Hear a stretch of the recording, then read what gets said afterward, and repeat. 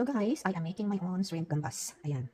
Parsley, lemon juice, olive oil, pepper flakes, garlic, wine, paprika. At syempre, ang aking shrimp, nakahalo na po dyan ang Himalayan salt.